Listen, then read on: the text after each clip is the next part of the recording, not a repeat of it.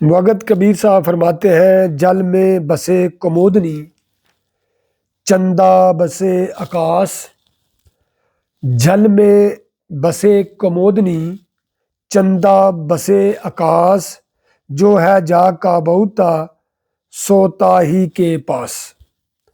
جل کہتے ہیں پانی کو، اور کمودنی کہتے ہیں کنول کا جو پھول جو پانی میں ہوتا ہے، اور چندہ چاند، اور آکاش جو ہے یہ آسمان ہے۔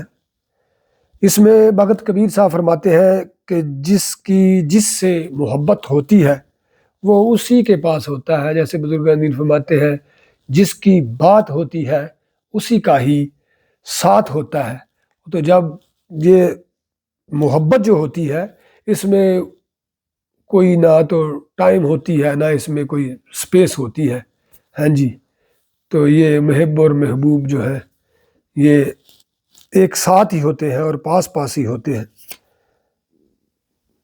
تو اس میں اس کا خلاصہ جو ہے اس شعر کا یہی ہے کہ جس سے محبت ہوتی ہے وہ اس کے پاس ہوتا ہے، نور والے۔